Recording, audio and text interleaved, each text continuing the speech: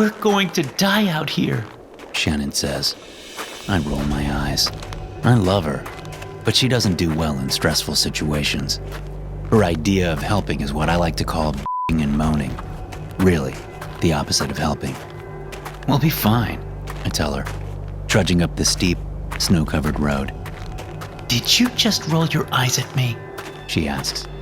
No, I say, thinking, how does she always know? The snow is coming down in sheets now. We left the car about a mile back when it was clear we couldn't get up the mountain without four-wheel drive. We're both bundled up in heavy coats, gloves, and hats, but it's still downright frigid out here. We trudge on for 100 more yards. The only sound is our boots crunching in the snow. I don't know why you don't listen to me, Shannon says. She just can't help herself. I'm sorry, I say. You were right. We didn't beat the storm, but we'll be okay. There are cabins all along here.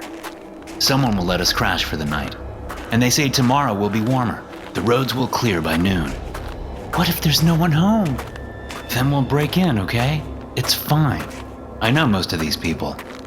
Oh, do you? You have some kind of secret life up here that I don't know about? I bite my tongue and keep going, scanning the sides of the road for driveways. Things look different under all the snow, but I'm pretty sure we're coming up on Gary Dissler's cabin. After a few more minutes of walking, I see it up on the left. A divot between two lines of trees. Dissler's driveway. Look, I say, stopping and pointing. Gary Dissler's cabin is up there. He lives there full-time now that he's retired. He'll let us stay the night. Shannon's cheeks and nose are red with cold. Her blue eyes are icy as she stares at me from under her pink and purple knit cap. She hugs herself, shivering. Is he the weird conspiracy nut? She asks. Babe, I say. Beggars and choosers and all that, right? You're right, she says. I'm sorry. Let's go. I'm freezing. A quarter mile later, we're approaching Dissler's cabin when I notice an extra vehicle parked behind old Gary's truck. It's a late model SUV from what I can see under the snow. He must have company, I think, starting to worry there won't be room for us. Maybe he can give us a ride up to the cabin in his truck, I mutter to myself. We walk up onto his front porch, getting under the awning and stomping our feet to clear ourselves of accumulated snow. With one gloved hand, I bang on the door just a second before it opens. A young woman, early 20s maybe, stands there. She has black hair and a pixie haircut with long bangs dyed slime green.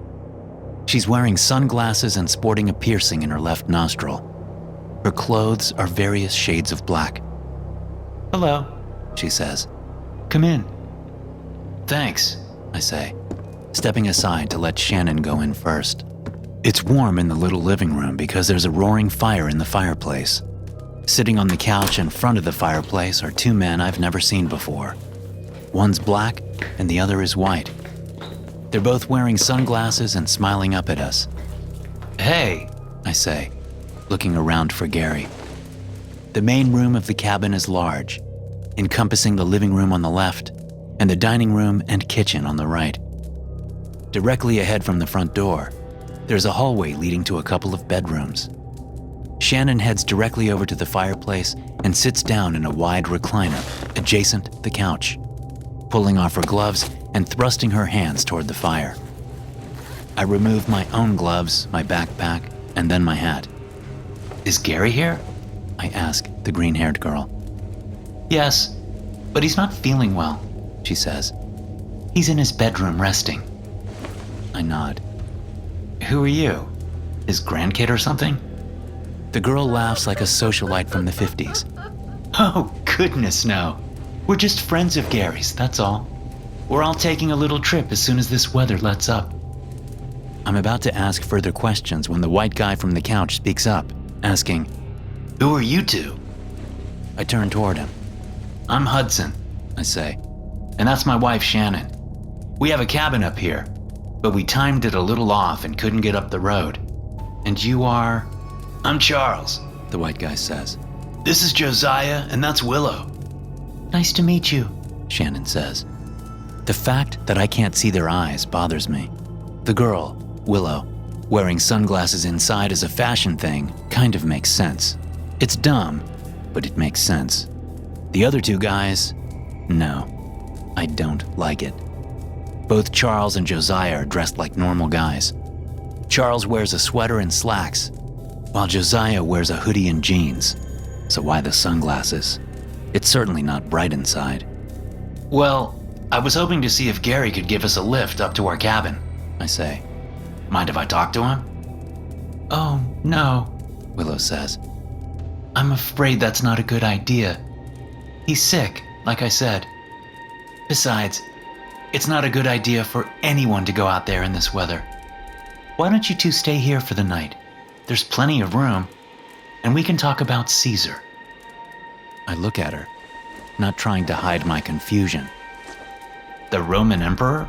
I ask. She laughs again. I'm guessing you've never listened to Caesar Winters, have you? No, I reply. Never heard of him. Oh man, Josiah says, speaking for the first time. His reality sync program is truth. We should listen to it right now. Yes, Willow and Charles say at the same time. No, I don't think so, I say.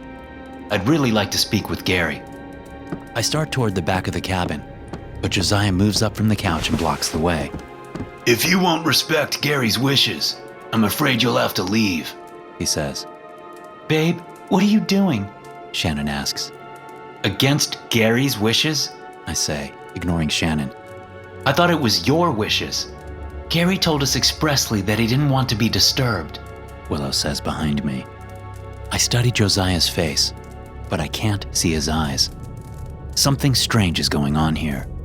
Gary has never been the most sociable guy, although he does listen to strange conspiracy theory radio programs on occasion. Still, I can't see him inviting these people up here for some sort of trip. He's quite the recluse. But getting kicked out of his cabin isn't a good idea, so I decide to bide my time. Fine, I say. I'll respect Gary's wishes. But can I at least use the bathroom? Of course, Josiah says. I'll show you the way. I know the way, I tell him. I insist. Josiah escorts me down the hall to the bathroom, which is right next to Gary's room.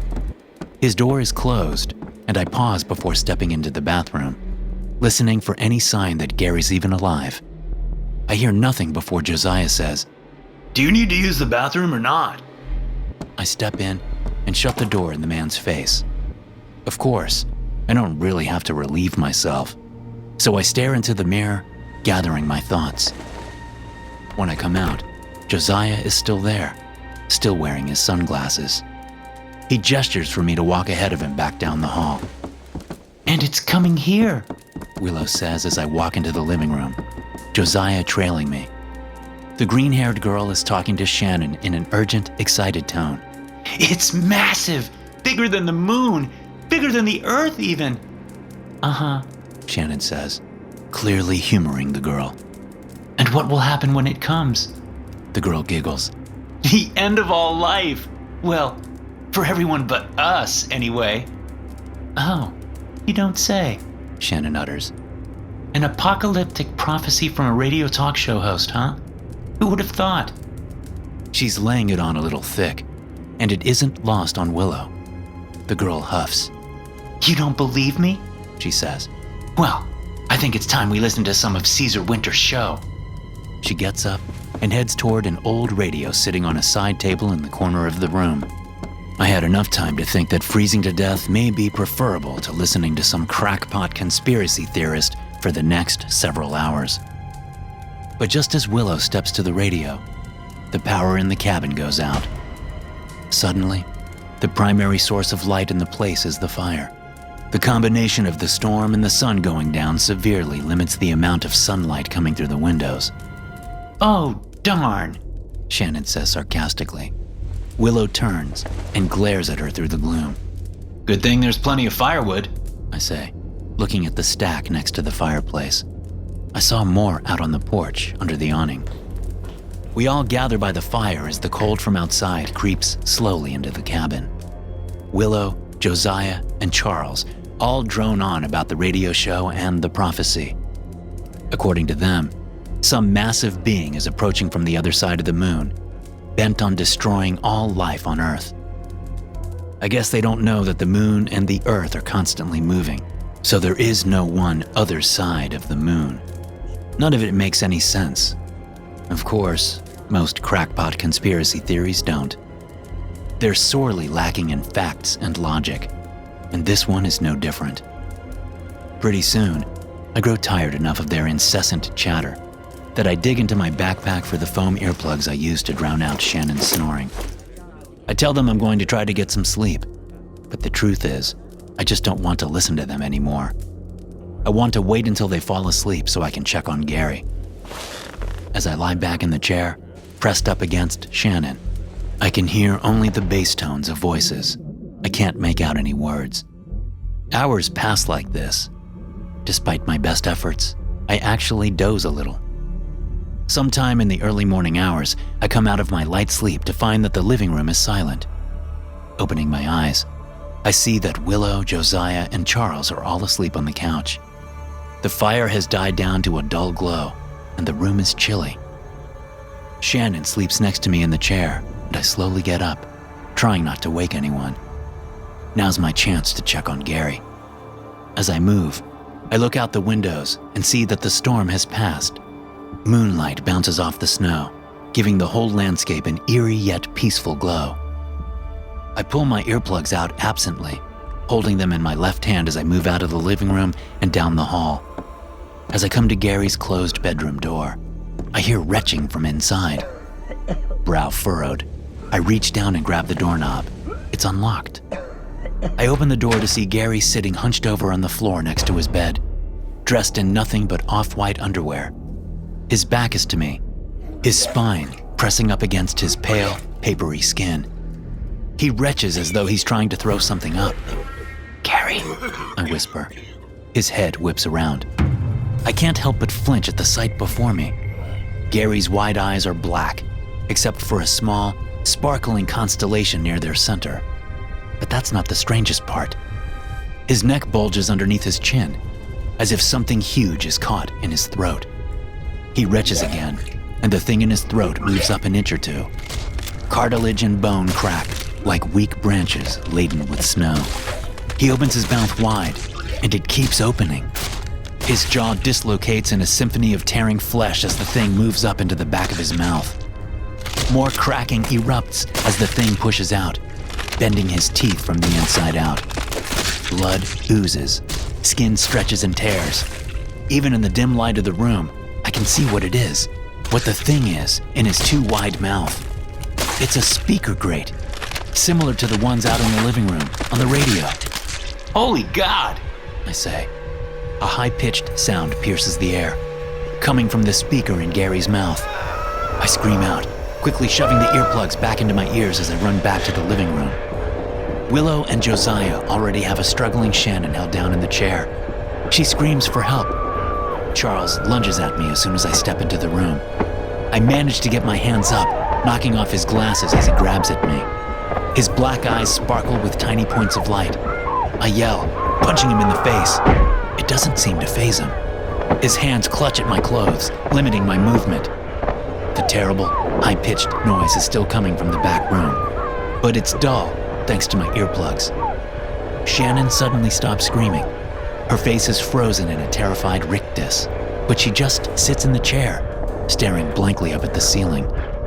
Willow and Josiah let her go and walk over toward me, removing their sunglasses now that the jig is up. Willow reaches for my earplugs, but I kick her away, suddenly understanding why Shannon has stopped fighting. That noise. It's that noise. Using every bit of energy I have, I shove Charles backward and slam him into the wall. The impact loosens his grip on me, and I break free. As I'm running for the door, Willow reaches out and trips me.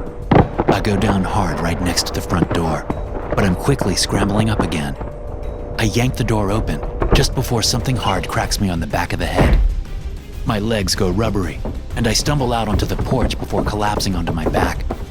Josiah steps out, holding a piece of firewood in his hand. The last thing I note before passing out is the way his eyes match the spill of stars in the sky. The sound of crunching snow comes to my ears. My teeth chatter. The back of my head is wet. Opening my eyes, I see the tops of trees looming above me, framing a brilliantly bright moon in the sky directly overhead. My arms are splayed out over my head because I'm being dragged through the snow. Moving my head hurts, but I do. Looking down the length of my body to see that Josiah and Charles are dragging me along with the help of a plastic sled. They each have one of my legs, but my body is in the sled, making the job easier on them. My earplugs are gone. I mumble, trying to form words that turn to gibberish on my tongue. Something happens high above me. Something not right. Something very wrong. Charles and Josiah pause, looking up. It's happening, Josiah says. We need to hurry. Caesar Winters is waiting. I follow their gaze as they resume walking, dragging me. A massive tentacle sweeps around from the left side of the moon, the scale of it making it appear to move slowly. Then another one comes from the other side, as if to hug the celestial body. Then there's a third, and a fourth. I can see huge plumes of dust spewing up from where the tentacles slam into the chalky surface.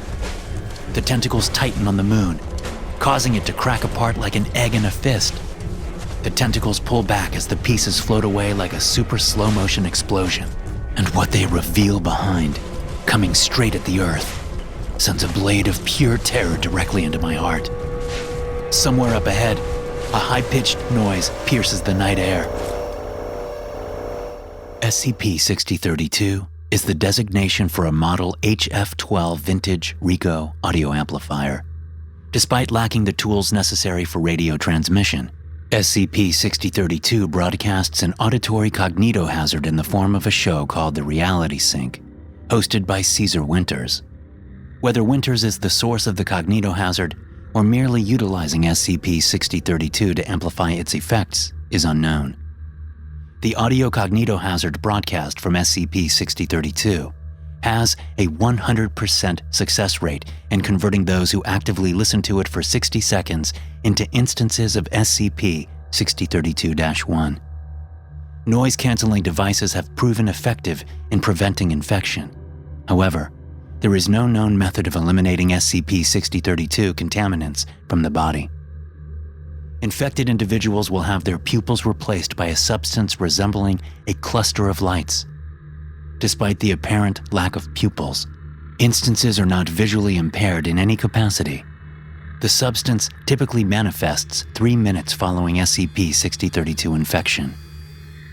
Instances show complete loyalty to Caesar Winters and will behave in accordance with his wishes, even when doing so would be detrimental to their well-being.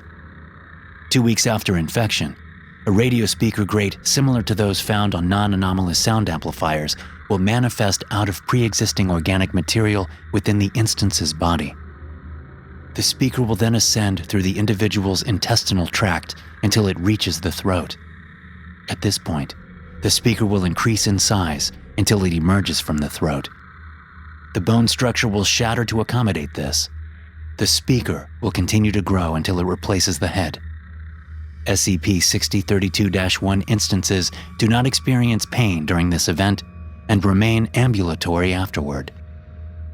Instances will attempt to relocate to Winters' current location in an event called migration by Foundation researchers. Due to Winters' nomadic behavioral patterns, migration occurs frequently. Current migration patterns indicate that Winters is located somewhere in the Catskill Mountains in New York State. Hey guys, thanks for listening. Be sure to subscribe to the podcast for more SCP stories like this one. You can also check out some more episodes from the SCP Experience podcast here. I'll see you in the next one.